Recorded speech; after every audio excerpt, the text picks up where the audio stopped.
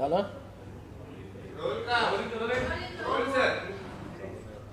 Hello.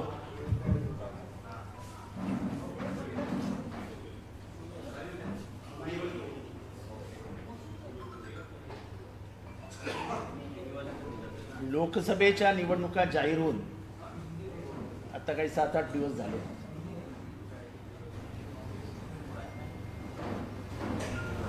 लोकसभेच्या निवडणुका खुल्या मोकळ्या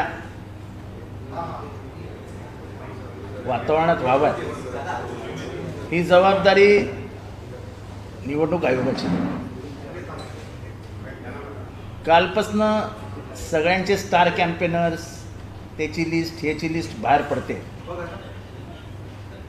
आम्ही निवडणूक आयोगाच्या हे लक्षात आणून दिलं आहे कंप्लेंटच्या माध्यमातून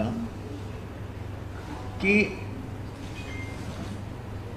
एकनाथ शिंदे साहेब ज्या पक्षाचं नेतृत्व करतायत, शिवसेना, ह्यांनी आपल्या यादीमध्ये 2 चुका केल्या आहेत. एक तर ऑफिस ऑफ प्रॉफिटमध्ये जो माणूस बसलेला असतो त्याचं नाव आणि त्याचं नाव लिहायला अलाउड आहे, पण त्याचं ऑफिस काय आहे हे लिहायला अलाउड नसतं.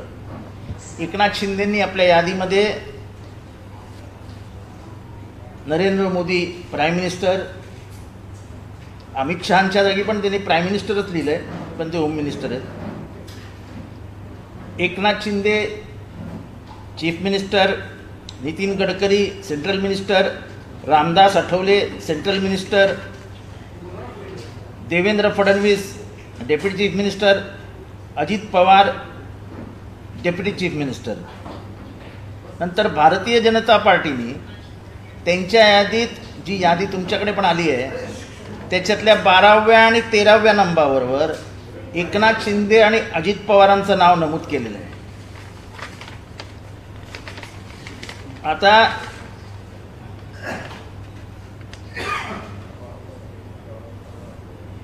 Section 77 of the Representation of People's Act, more importantly the provision 7 of the model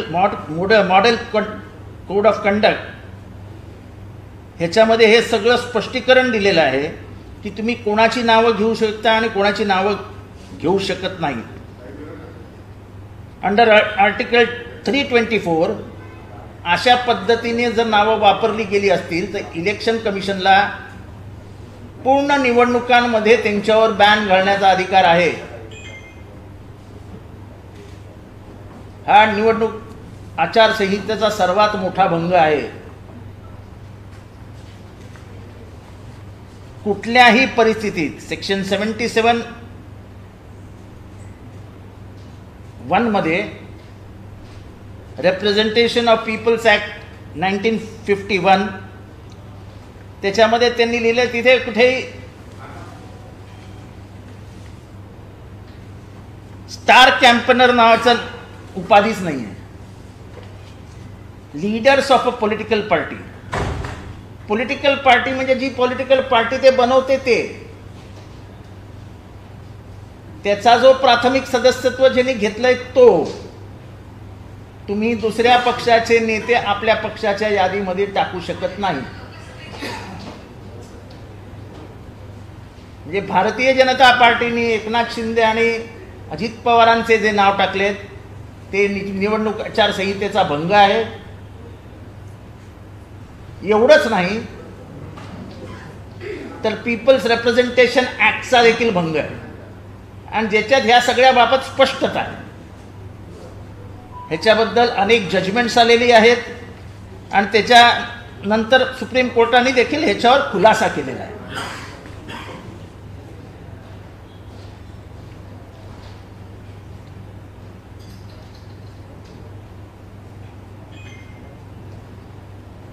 त्याचं क्लॅरिफिकेशन जे इलेक्शन कमिशन ऑफ इंडियाने दिलेलं आहे. In other words, a person who is not a member of the party cannot be nominated as leader. म्हणजे ते काय आपण म्हणतो ना, star of the party for the purposes of section 77(1). या सगळ्या तक्रारी आम्ही दाखल केलेल्या आहेत, त्याचे पुरावे दिलेले आहेत. हे त्याचे पुरावे आहेत. शिवसेनेने असं पत्रक काढलेलं आहे. आपण स्टार कॅम्पेनिंग म्हणजे स्टार कॅम्पेनर म्हणून नावं देता तेव्हा त्यांच्यामध्ये त्यांनी प्रफुल्ल पटेलांचं नाव घातलेलं आहे, त्यांनी जोगेंद्र कवाड्यांचं नाव घातलेलं आहे, महादेव जानकरांचं नाव घातलं आहे, अजित पवारांचं नाव घातलेलं आहे, देवेंद्र फडणवीसांचं नाव घातलेलं आहे, JP नड्डा, नितीन गडकरी, रामदास आठवले, नरेंद्र मोदी, अमित शहा या सगळ्यांवरती आम्ही आक्षेप घेतलेला आहे. हे शिवसेनेचं पत्र, हे BJPचं पत्र. या BJPच्या पत्रामध्ये 12, 13, 14 एकनाथ शिंदे 12, श्री अजित पवार 13 आणि रामदास आठवले 14 हे पीपल्स रिप्रेझेंटेशन ॲक्ट आणि आचारसंहिता कायद्याचा आणि आचारसंहितेचा दोन्हीचाही भंग केलेला आहे अशी तक्रार आम्ही इलेक्शन कमिशन ऑफ इंडियाला ईमेल करून सगळी कागदपत्र जोडून पाठवलेली आहे. We expect that this is a major error that you are using Narendra Modi as the Prime Minister of this country to come and participate in your. This creates pressure in the mind of people. If he announces anything, he will not announce as a political leader. He will announce anything which he will announce will be as the Prime Minister of this country. So this is level playing field नाहीच आहे याच्यात कुठे. पंतप्रधान नरेंद्र मोदींची सभा आहे असं एकनाथ शिंदे यांनी म्हणणं ठीक आहे, पण ते असं लिखित स्वरूपात देणं हे अतिशय चुकीचं आहे. हमने इलेक्शन कमीशन में एक कंप्लेंट दर्ज की है क्योंकि हमें लगता है कि पीपल्स रिप्रेजेंटेशन एक्ट जो बहुत पुराना एक्ट है, उसका जो सेक्शन 77 है, उस सेक्शन 77 में नाम किसका आना चाहिए, कौन है वो, यादी में किसका नाम आना चाहिए, इसके बारे में विस्तृत से लिखा है. उन्होंने ये भी कहा है कि लीडर ऑफ द पार्टी, कोई वो स्टार भी नहीं लिखा है उधर, leader of the party. Leader of the party यानी उस पार्टी का ही लीडर उस पार्टी का प्रचारक बन सकता है. तुम इसको लाके प्रचारक नहीं बना सकते हो. ये खर्चा छुपाने के लिए किया गया था. शिवसेना के यादी में तो और गफलत है. उन्होंने तो नरेंद्र मोदी जी को पंतप्रधान है, वो पंतप्रधान आप लिख नहीं सकते हैं. अमित शाह होम मिनिस्टर आप लिख नहीं सकते हैं. तुम्हारे मंत्री गवर्नमेंट ऑफ महाराष्ट्र के मंत्री है, आप लिख नहीं सकते हैं. When the contest is going on, वो सब सिर्फ सदस्य है उस पक्ष के जिस पक्ष का वो प्रचार करने वाले. End model code of conduct में उन्होंने, चुनाव आयोग ने ही स्पष्टता दी है, और वो भी पुराने यानी 2007 में दी है, कि जो पार्टी का मेंबर नहीं है उसको लीडर ऑफ द पार्टी करके प्रचार करने का लिखित स्वरूप में अधिकारी नहीं है. सेक्शन 77(1).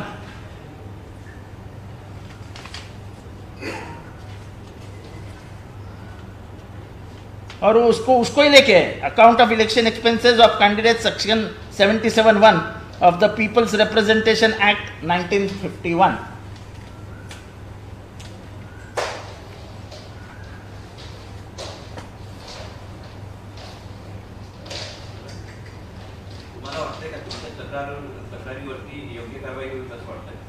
इलेक्शन कमिशन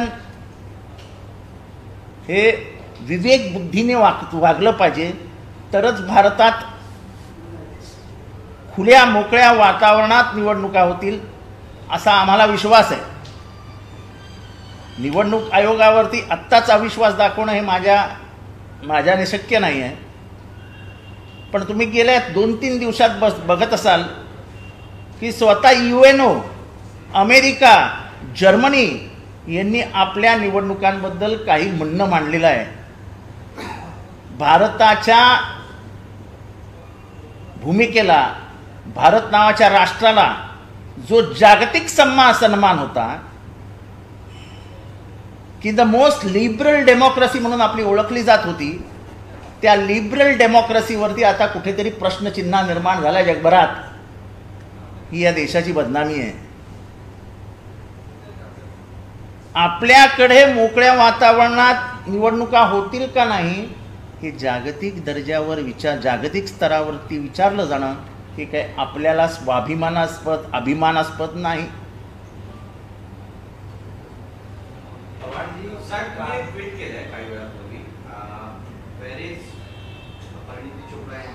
नाही. आय ओनली आज वेर इज राघव छड्डा.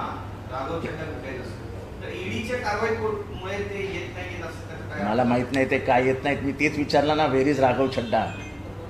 मी काय प्रश्न थोडी विचारले ती. कारण का राघव छड्डा दिसायला पाहिजे ना. आपला नेता जेव्हा अडचणीत आहे तेव्हा जे सगळं उपभोगत असतात त्यांच्याकडनं अपेक्षा असते की नेत्याच्या समोर येऊन उभे राहतील. तुम्ही आम्हाला बघितलं आम्ही कसे उभे राहिलो. तीच राघव छड्डाकडनं अपेक्षा आहे, बाकी काही नाही. अरविंद केजरीवाल की गिरफ्तारी के बाद हर जो इंडिया अलायंस के जो ने इसका विरोध किया.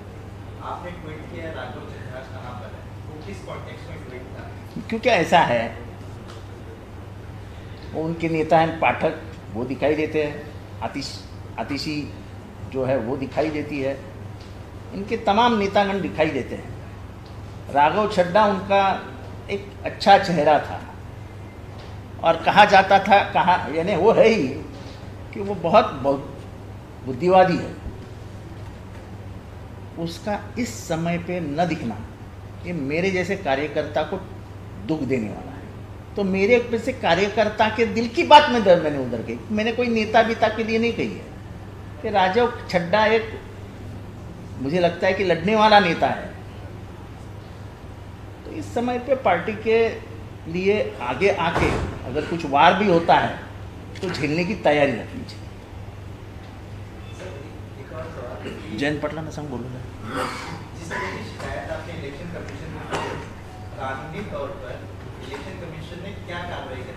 देखो हमने पूरा the representations of people act 1950 का पेज नंबर 83 कोट करके दिया है और ये ऑफिशियल गैजेट कोट करके दिया है. सब कोट करके दिया है, हमने कोई छोड़ा नहीं है. भागने के लिए रास्ता नहीं छोड़ा है.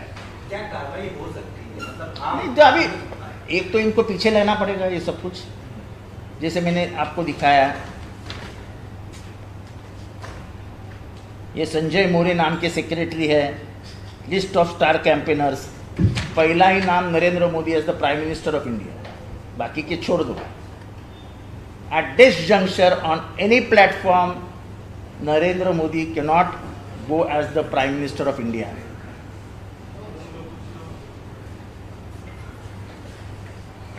So there are constraints as per the law and that law should be followed. That is what we have asked the election commissioner, and I think he will tell them to withdraw all this. And also mixing of political leaders in the list is also not acceptable according to the law. This is not our perception. This is the settled law.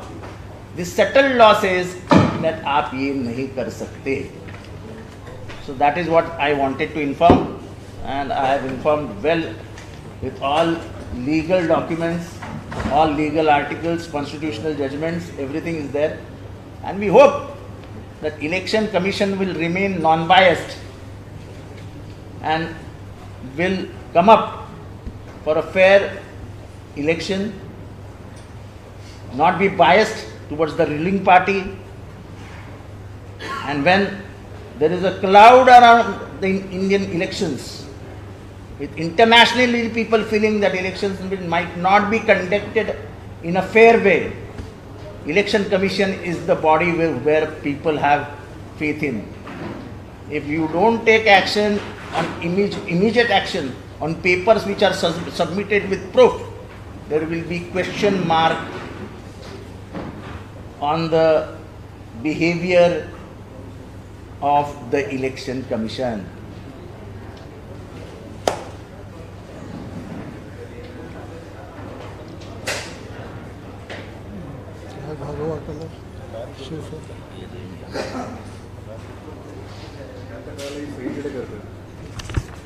दूसरी चीज हमने आज लोगों के ध्यान में लाई है कि ये कमल का फूल है, ये हर दीवार पे छपवा रहे हैं।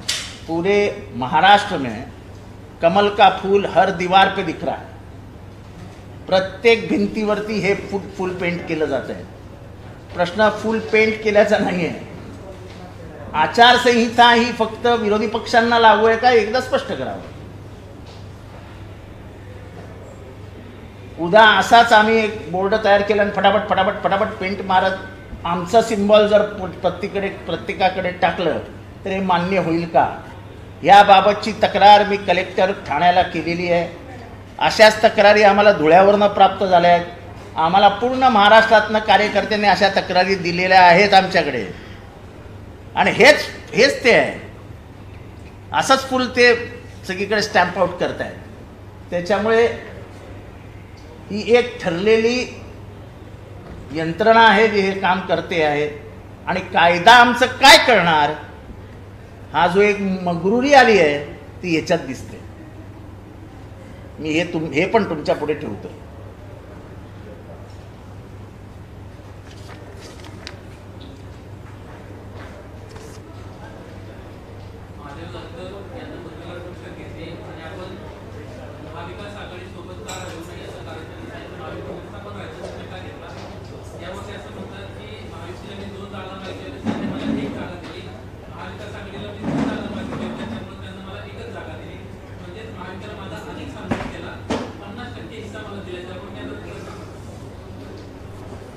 मला महादेव जानकरांबद्दल काही बोलायचं नाही। त्यांनी ज्या काय भावना माझ्याकडे प्रकट केल्या आहेत त्या भावना माझ्या इथे आहेत, पण राजकारणामध्ये काही गोष्टी तोंडात येऊ द्यायच्या नसतात, ती पथ्य पाळायची असतात। ती पथ्य मी पाळणारा माणूस आहे, त्यामुळे महादेव जानकर कुठे गेले काय गेले याच्याशी मला काय करायचं आहे। पण त्यांचा व्हिडिओ तर तुमच्या हातात आहे ना, ते बोलताना हे साधा प्रश्न आहे ना, तुम्ही शरद पवार साहेबांबरोबर 4 वेळा चहा का प्यालात? बाकी मला काही विचारायचं नाही।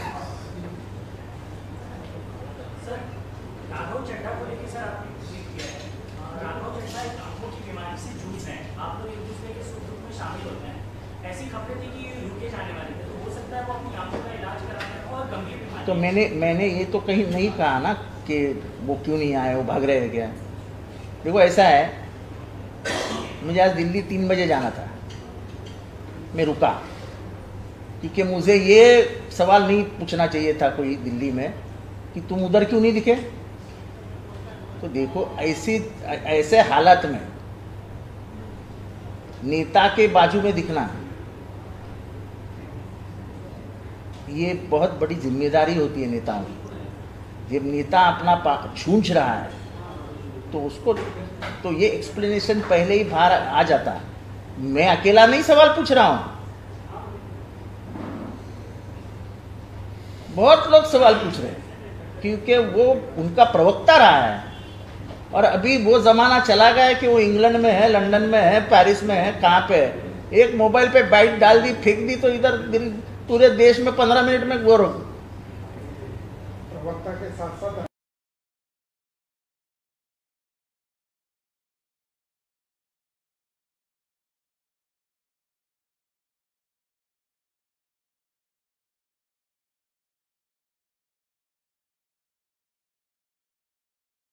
अता फरमाए वो जो है वो अच्छा होने दो, जिंदगी में उसका अच्छा ही होना चाहिए।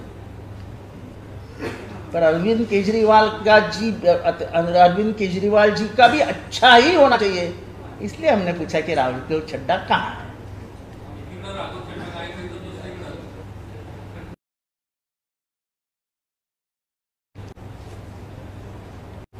माझं असं मत आहे की जेव्हा जेव्हा घर अडचणीत येतं तेव्हा तेव्हा सर्वात मजबूतीने उभी राहते ती स्त्री असते. तुम्ही पुरात वाहून गेलेलं घर बघा, एकडा उघडा पडलेला संसार बघा, खांद्यावर हात ठेवून नवऱ्याला समजवणारी स्त्रीच असते. घाबरू नका, मी तुमच्याबरोबर उभी आहे, आपण परत चालू करूया. स्त्री ह्या क्षणाला, वातावरणात, आव्हानाला दुर्गा म्हणून सामोरी जातात. जे पुरुष करू शकत नाही त्या महिला करून दाखवतात. इंदिरा गांधी या त्याच्यातलं सर्वात मोठं उदाहरण आहे. त्यामुळे मला अभिमान आहे हेमंत सोरेनच्या बायकोचा आणि केजरीवालांच्या बायकोचा, की आपला नवरा आत आहे त्याच्यासाठी अश्रू नाही ढाळत बसले आहेत, त्या मैदानात उतरून लढत आहेत. ती तर आदिवासी आहे हेमंत सोरेनची बायको, उतरली आहे मैदानात. आणि हा लढणाऱ्या बायकांचा देश आहे. इथल्या बायकांनी तलवारी ठेवून नाही दिल्या. मग जिजाऊ माता असो, अहिल्याबाई होळकर असो, ताराराणी असो, महाराष्ट्राच्या अनेक अनेक बायका बघितल्या, भगिनी बघितल्या, माता बघितल्या, ज्यांनी कधी तलवारी खाली नाही ठेवल्या. औरंगजेबाला सरोकी पळो कडून सोडणारी स्त्रीच होती ना. शिवाजीला शिवाजी महाराज, छत्रपती शिवाजी महाराज, शिवाला ओळख देणारी कोण होती? आमची जिजाऊ माताच होती ना. तेव्हा मातेचं योगदान, एका भगिनीचं योगदान, एका स्त्रीचं योगदान कधीच वाया जात नाही. त्यामुळे हा प्रश्नच उद्भवत नाही की त्या दोघींनी एकमेकींची भेट घेतली. खंबीर स्त्रिया एकच असतात आणि स्त्री एवढं खंबीरता ही पुरुषामध्ये नसतं. सर, महाविकास आघाडीच्या जनता दरबारवरती इंडिया अलायन्स केजरीवालांचा बोलो ना. महाविकास आघाडीमध्ये काँग्रेस पक्ष जो आहे वारंवार आपली नाराजी व्यक्त करतोय की आम्हाला मुंबईमध्ये जागा दिल्या जात नाही, काँग्रेस टिकणार कशी, अशी काही नाराजी राष्ट्रवादीकडे आणि मित्र पक्षांनी ती ऐकायला लावल्याची तुम्हाला आमची यादी ऐकल्यानंतर तुम्हाला कळेल की हा मित्रपक्ष आघाडी धर्म व्यवस्थित पाळतोय. शरद पवार साहेब आघाडी धर्माबाबत एकदम सुस्पष्टता ठेवणारे नेते आहेत. बरोबर.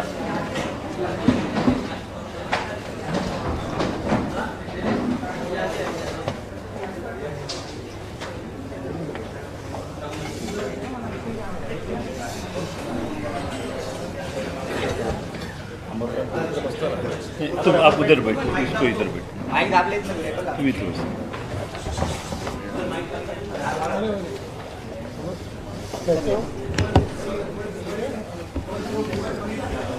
बंद झाली.